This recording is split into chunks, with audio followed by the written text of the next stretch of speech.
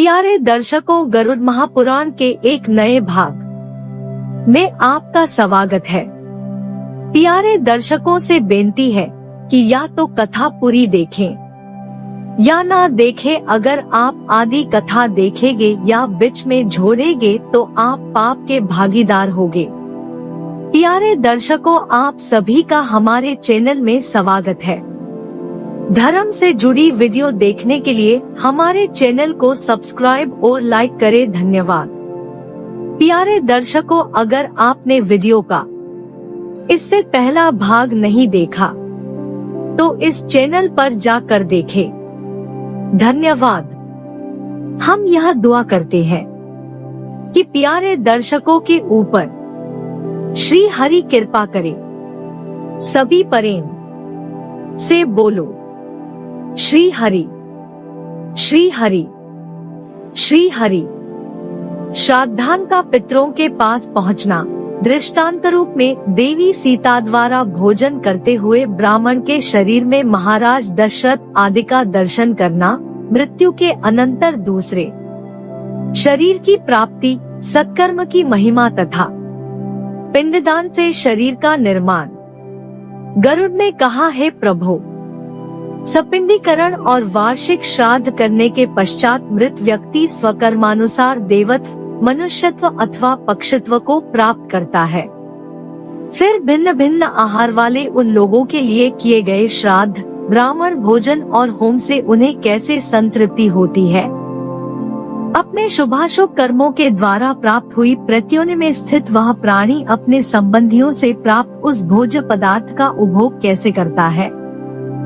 श्राद्ध की आवश्यकता तो मैंने अमावास्यादि तिथियों में सुनी है, यह बतलाने की कृपा करें। श्री भगवान ने कहा, हे पक्षराज, श्राद्ध प्रजनों को जिस प्रकार से तृप्ति प्रदान करता है उसे सुनो। मनुष्य अपने कर्मानुसार यदि देवता हो जाता है तो श्राद्धान्न अमृत होकर उसे प्राप्त होता है, तथा वही अन्न गंधर्व योनि में भोग रूप से और पशु योनि में तृण रूप में प्राप्त होता है। वही श्राद्धान्न नाग योनि में वायु रूप से, पक्षी की योनि में फल रूप से और राक्षस योनि में आमिष बन जाता है। वही श्राद्धान्न दानव योनि के लिए मांस, प्रेत के लिए रक्त, मनुष्य के लिए अन्नपानादि तथा बाल्यावस्था में भोगरस हो जाता है। गरुड़ ने कहा, हे स्वामिन, इस लोक में मनुष्यों के द्वारा दिए गए हव्य कव्य पदार्थ पितृलोक में कैसे जाते हैं? उनको प्राप्त कराने वाला कौन है? यदि श्राद्ध मरे हुए प्राणियों के लिए भी तृप्ति प्रदान करने वाला है तो बुझे हुए दीपक का तेल भी उसकी लौ को बढ़ा सकता है। मरे हुए पुरुष अपने कर्मानुसार गति प्राप्त करते हैं तो अपने पुत्र के द्वारा दिए गए पुण्य कर्मों के फल वे कैसे प्राप्त कर सकेंगे? श्री भगवान ने कहा, हे तार्क्ष, प्रत्यक्ष की अपेक्षा श्रुति का प्रमाण बलवान होता है। श्रुति से प्राप्त हुए ज्ञान का स्वरूप अमृतादि के समान होता है। श्राद्ध में उच्चरित पितरों के नाम तथा गोत्र हव्य कव्य के प्रापक है। भक्ति पूर्वक पढ़े गए मंत्र श्राद्ध के प्रापक होते हैं। हे सुपर्ण, ये अचेतन मंत्र कैसे उस श्राद्ध को प्राप्त करा सकते हैं, इस विषय में तुम्हें संशय नहीं रखना चाहिए। अस्तु, इसे समझने के लिए मैं तुम्हें दूसरा प्रापक बता रहा हूँ। अग्निशाक्त आदि पितृगण उन पितरों के राजपद पर नियुक्त हैं। समय आने पर विधिवत प्रतिपादित अन्न अभीष्ट पितृपात्र में पहुंच जाता है। जहां वह जीव रहता है वहां ये अग्निश्वात आदि पितृदेव ही अन्न लेकर जाते हैं। नाम, गोत्र और मंत्र ही उस दान दिए गए अन्न को ले जाते हैं। शतशः योनियों में जो जीव जिस योनि में स्थित रहता है उस योनि में उसे नाम गोत्र उच्चारण से तृप्ति प्राप्त होती है। संस्कार करने वाले व्यक्ति के द्वारा कुशाच्छादित पृथ्वी पर दाहिने कंधे पर यज्ञोपवीत करके दिए गए 3 पिंड उन पितरों को संतुष्टि प्रदान करते हैं। पितर जिस योनि में जिस आहार वाले होते हैं उन्हें श्राद्ध के द्वारा वहां उसी प्रकार का आहार प्राप्त होता है। गाय का झुंड तितर बितर हो जाने पर भी बछड़ा अपनी माता को जैसे पहचान लेता है, वैसे ही वह जीव जहाँ जिस योनि में रहता है, वहाँ पितरों के निमित्त ब्राह्मण को कराया गया श्राद्धान्न स्वयं उसके पास पहुँच जाता है। यदाहारा भवन्ते ते पितरो यत्र योनिषु तासु तासु तदाहारा श्राद्धान्नेनोपतिष्ठति यथा गोषु प्रनष्टासु वत्सो विन्दति मातर् तथान्न नयते विप्रो जंतुर्यत्रावतिष्ठते। पितृगण सदैव विश्वदेवों के साथ श्राद्धान्न ग्रहण करते हैं। यही विश्वदेव श्राद्ध का अन्न ग्रहण कर पितरों को संतृप्त करते हैं। वसु, रुद्र, देवता, पितर तथा श्राद्ध देवता श्राद्धों में संतृप्त होकर श्राद्ध करने वालों के पितरों को प्रसन्न करते हैं। जैसे गर्भिणी स्त्री दोहद गर्भावस्था में विशेष भोजन की अभिलाषा के द्वारा स्वयं को और अपने गर्भस्थ जीव को भी आहार पहुंचाकर प्रसन्न करती है, वैसे ही देवता श्राद्ध के द्वारा स्वयं संतुष्ट होते हैं और पितरों को भी संतुष्ट करते हैं। आत्मानं गुर्विणी गर्भमपि प्रीणाति वै यथा दोहदेन तथा देवाः श्राद्धयः स्वांश्च पितृ नृणाम्। श्राद्ध का समय आ गया है ऐसा जानकर पितरों को प्रसन्नता होती है। वे परस्पर ऐसा विचार करके उस श्राद्ध में मन के समान तीव्रगति से आ पहुँचते हैं। अंतरिक्षगामी वे पितृगण उस श्राद्ध में ब्राह्मणों के साथ ही भोजन करते हैं। वे वायु रूप में वहां आते हैं और भोजन करके परम गति को प्राप्त हो जाते हैं। हे पक्षिण, श्राद्ध के पूर्व जिन ब्राह्मणों को निमंत्रित किया जाता है, पितृगण उन्हीं के शरीर में प्रविष्ट होकर वहां भोजन करते हैं और उसके बाद वे पुनः वहां से अपने लोक को चले जाते हैं। निमंत्रितास्तु ये विप्राः श्राद्ध पूर्व दिने खग प्रविश्य पितरसेषु भुक्त्वा यान्ति स्वमाल्यम। यदि श्राद्धकर्ता श्राद्ध में एक ही ब्राह्मण को निमंत्रित करता है तो उस ब्राह्मण के उदर भाग में पिता, वाम पार्श्व में पितामह, दक्षिण पार्श्व में प्रपितामह और पृष्ठ भाग में पिंडभक्षक पितर रहता है। श्राद्ध काल में यमराज प्रेत तथा पितरों को यमलोक से मृत्यु रोग के लिए मुक्त कर देते हैं। हे काश्यप, नरक भोगने वाले भूख प्यास से पीड़ित पितृजन अपने पूर्वजन्म किए गए पाप का पश्चाताप करते हुए अपने पुत्र पौत्रों से मधुमिश्रित पायस की अभिलाषा करते हैं। अतः विधि पूर्वक पायस के द्वारा उन पितृगणों को संतृप्त करना चाहिए। गरुड़ ने कहा, हे स्वामिन, उस लोक से आकर इस पृथ्वी पर श्राद्ध में भोजन करते हुए पितरों को किसी ने देखा भी है? श्री भगवान ने कहा, हे गरुत्मन, सुनो, देवी सीता का उदाहरण है। जिस प्रकार सीता ने पुष्कर तीर्थ में अपने ससुर आदि 3 पितरों को श्राद्ध में निमंत्रित ब्राह्मण के शरीर में प्रविष्ट हुआ देखा था, उसको मैं कह रहा हूँ। हे गरुड़, पिता की आज्ञा प्राप्त करके जब श्री राम वन चले गए तो उसके बाद सीता के साथ श्री राम ने पुष्कर तीर्थ की यात्रा की।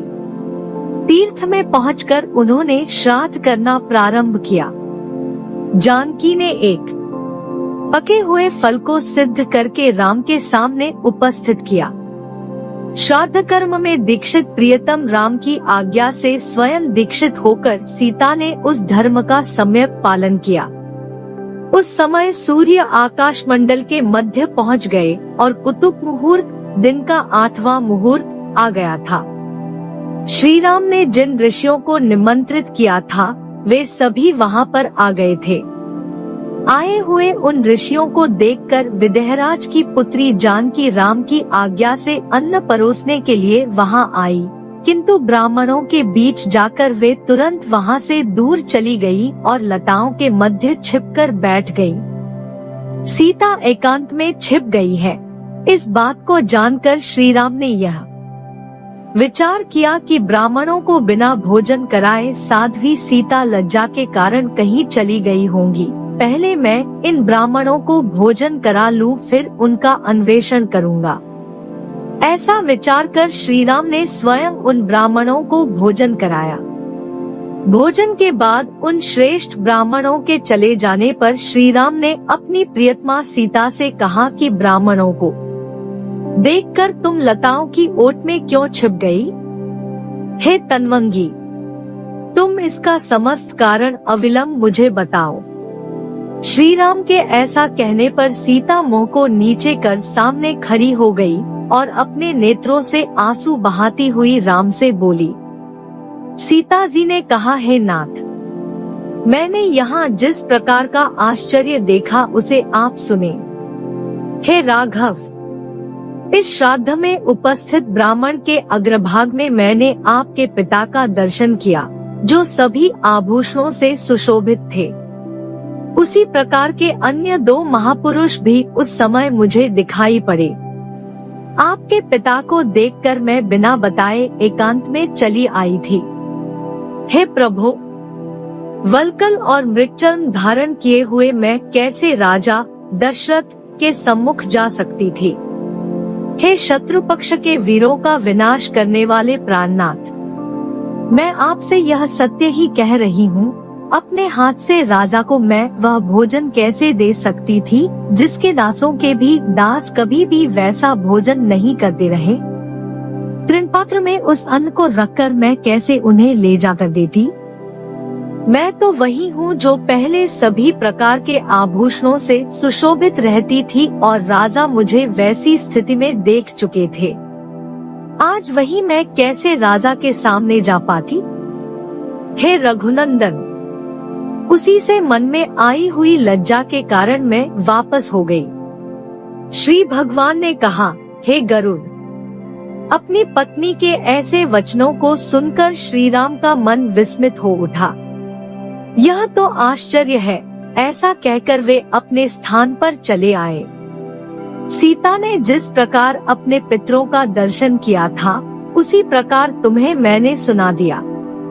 अब मैं संक्षेप में श्राद्ध का महात्म्य बता रहा हूँ। सुनो पितृगण अमावस्या के दिन वायु रूप में घर के दरवाजे पर उपस्थित रहते हैं और अपने स्वजनों से श्राद्ध की अभिलाषा करते हैं। जब तक सूर्यास्त नहीं हो जाता तब तक वे वहीं भूख प्यास से व्याकुल होकर खड़े रहते हैं। सूर्यास्त हो जाने के पश्चात वे निराश होकर दुखित मन से अपने वंशजों की निंदा करते हैं और लंबी लंबी सांस खींचते हुए अपने अपने लोकों को चले जाते हैं। आता प्रयत्न पूर्वक अमावस्या के दिन श्राद्ध अवश्य करना चाहिए।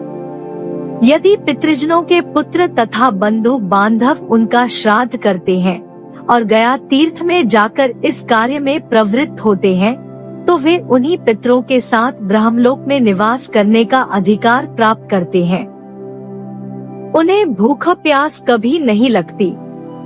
इसीलिए विद्वान को प्रयत्न पूर्वक यथाविधि शाकपात से भी अपने पितरों के लिए श्राद्ध अवश्य करना चाहिए। समयानुसार श्राद्ध करने से कुल में कोई दुख ही नहीं रहता। पितरों की पूजा करके मनुष्य आयु, पुत्र, यश, स्वर्ग, कीर्ति, पुष्टि, बल, श्री, पशु, सुख और धन धान्य प्राप्त करता है। देव कार्य से भी पितृकार्य का विशेष महत्व है। देवताओं से पहले पितरों को प्रसन्न करना अधिक कल्याणकारी है। कुर्वीत समय श्राद्धं कुले कश्चिन्न सीति आयुः पुत्रान् यशः स्वर्गं कीर्ति पुष्टिं बलं श्रियं पशून् सौख्यं धनं धान्यं प्राप्नुयात् पितृपूजनात्। देव कार्यात्पि सदा पितृकार्यं विशिष्यते देवताभ्यः पित्रा ही पूर्वमाप्यायनं शुभम्। जो लोग अपने पितृगण, देवगण, ब्राह्मण तथा अग्नि की पूजा करते हैं, वे सभी प्राणियों की अंतरात्मा में समाविष्ट मेरी ही पूजा करते हैं। शक्ति के अनुसार विधि पूर्वक श्राद्ध करके मनुष्य ब्रह्म पर्यंत समस्त चराचर जगत को प्रसन्न कर लेता है। हे आकाशचारिण गरुड़, मनुष्यों के द्वारा श्राद्ध में पृथ्वी पर जो अन्न बिखेरा जाता है, उससे जो पितर पिशाच योनि में उत्पन्न हुए हैं, वे संतृप्त होते हैं।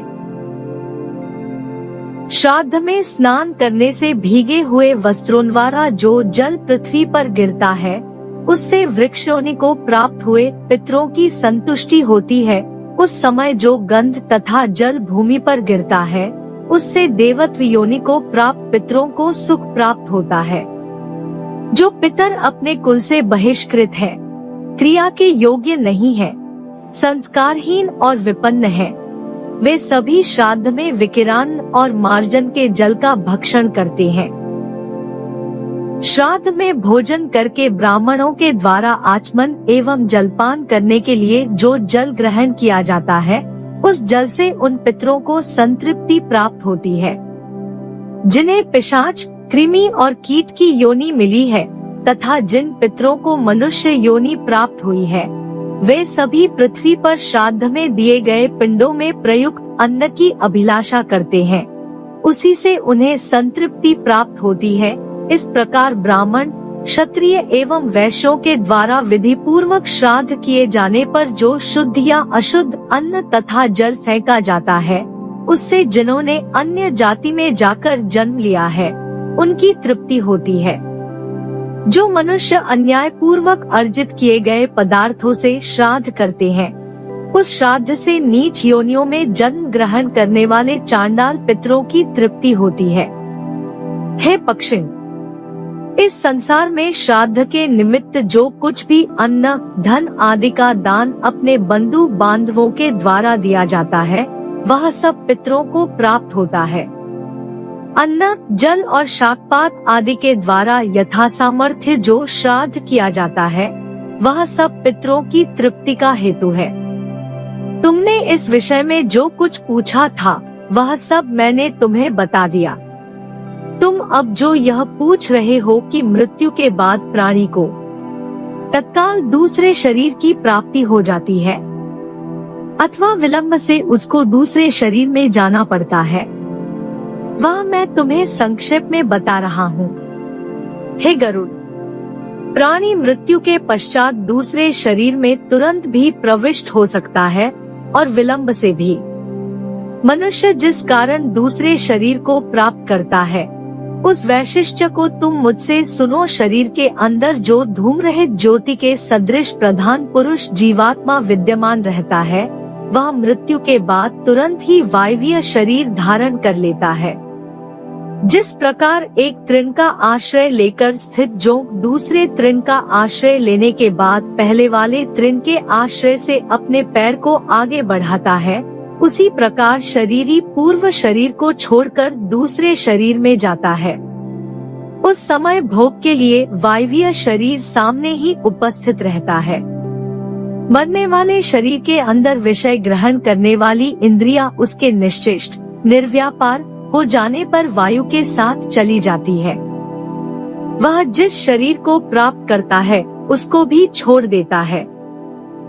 जैसे स्त्री के शरीर में स्थित गर्भ उसके अन्नादिक कोश से शक्ति ग्रहण करता है और समय आने पर उसे छोड़कर वह बाहर आ जाता है, वैसे ही जीव अपना अधिकार लेकर दूसरे शरीर में प्रवेश करता है।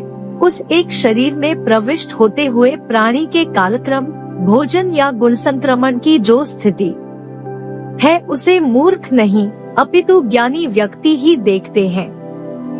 विद्वान लोग इसको आतिवाहिक वायवीय शरीर कहते हैं। हे सुपर्ण, भूत प्रेत और पिशाचों का शरीर तथा मनुष्यों का पिंडज शरीर भी ऐसा ही होता है। हे पक्षींद्र, पुत्रादि के द्वारा जो दशगात्र के पिंडदान दिए जाते हैं, उस पिंडज शरीर से वायवीय शरीर एकाकार हो जाता है। यदि पिंडज देह का साथ नहीं होता है, तो वायु शरीर कष्ट भोगता है। प्राणी के इस शरीर में जैसे कौमार्य, यौवन और बुढ़ापे की अवस्थाएं आती हैं, वैसे ही दूसरे शरीर के प्राप्त होने पर भी तुम्हें समझना चाहिए। जिस प्रकार मनुष्य पुराने वस्त्रों का परित्याग कर नए वस्त्रों को धारण कर लेता है, उसी प्रकार शरीरी पुराने शरीर का परित्याग कर नए शरीर को धारण करता है। इस शरीरी को न शस्त्र छेद सकता है, न अग्नि जला सकती है, न जल आर्द्र कर सकता है और न वायु सुखा सकती है। देहिनोस्मिन् यथा देहे कौमारम यौवनम जरा तथा देहांतर प्राप्तिः पक्षीन्द्रित्यवधारय वासांसि जीर्णानि यथा विहाय नवानि गृह्णाति नरो प्राणी तथा शरीराणि विहाय जीर्णा न्यन्यानि संयाति नवानि देहि नैनं छिन्दन्ति शस्त्राणि नैनं दहति पावकः न चैनं क्लेद्यन्त्यापो न शोष्यति मारुता। जीव तत्काल वायवीय शरीर में प्रवेश कर लेता है, यह तो मैंने तुम्हें बता दिया। अब जीवात्मा को विलंब से जैसे दूसरा शरीर प्राप्त होता है, उसको तुम मुझसे सुनो।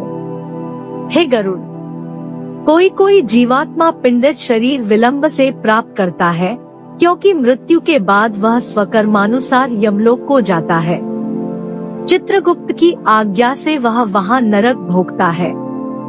वहाँ की यातनाओं को झेलने के पश्चात उसे पशु पक्षी आदि की योनि प्राप्त होती है। मनुष्य जिस शरीर को ग्रहण करता है, उसी शरीर में मोहवश उसकी ममता हो जाती है। शुभाशुभ कर्मों के फल भोगकर मनुष्य इससे मुक्त भी हो जाता है।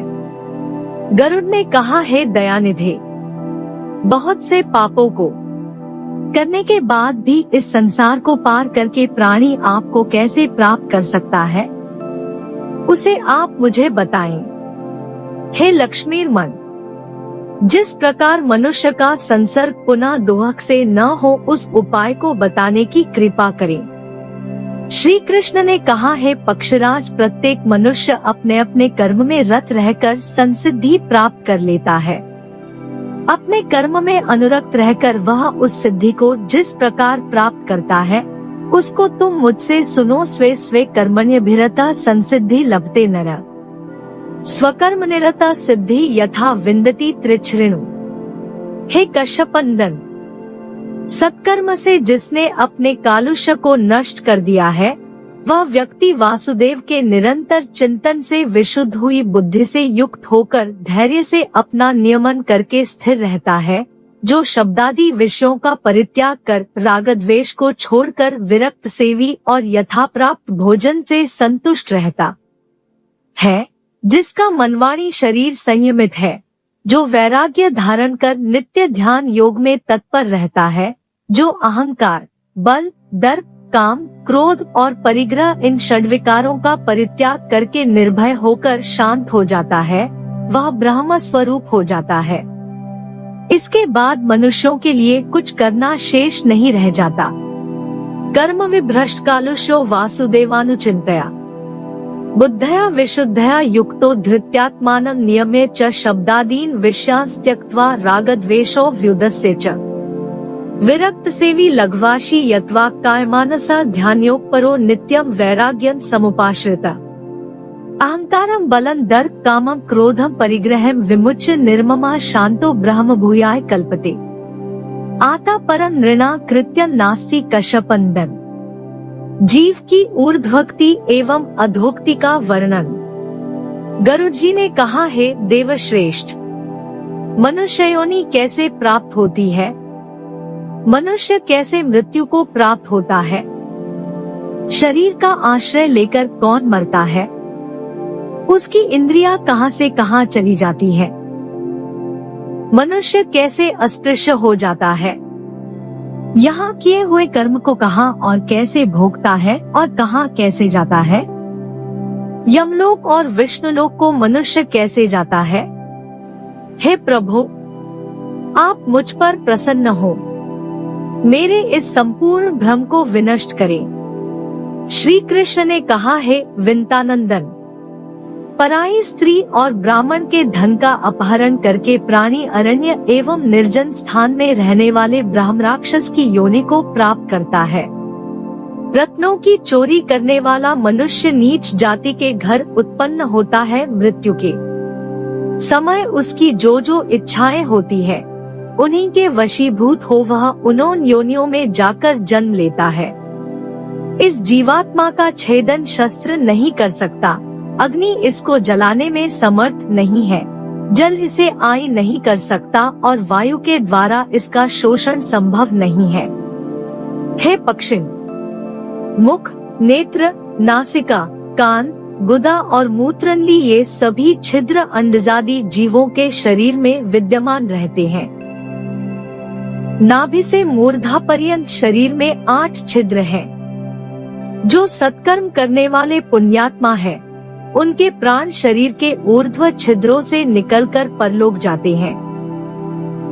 मृत्यु के दिन से लेकर 1 वर्ष तक जैसी विधि पहले बताई गई है, उसी के अनुसार सभी और्ध्वदेहिक श्राद्धादि संस्कार निर्धन होने पर भी यथाशक्ति श्रद्धा पूर्वक करने चाहिए। जीव जिस शरीर में वास करता है, उसी शरीर में वह अपने शुभाशुभ कर्मफल का भोग करता है। हे पक्षराज, मन, वाणी और शरीर के द्वारा किए गए दोषों को वह भोगता है। जो अनासक्त भाव से सत्कर्म में रत रहता है, वह मृत्यु के बाद सुखी रहता है और सांसारिकता के मायाजाल में नहीं फंसता। जो विकर्म में निरत रहता है, वह मनुष्य पाशबद्ध हो जाता है। अगला भाग देखने के लिए चैनल को सब्सक्राइब और लाइक करें। धन्यवाद।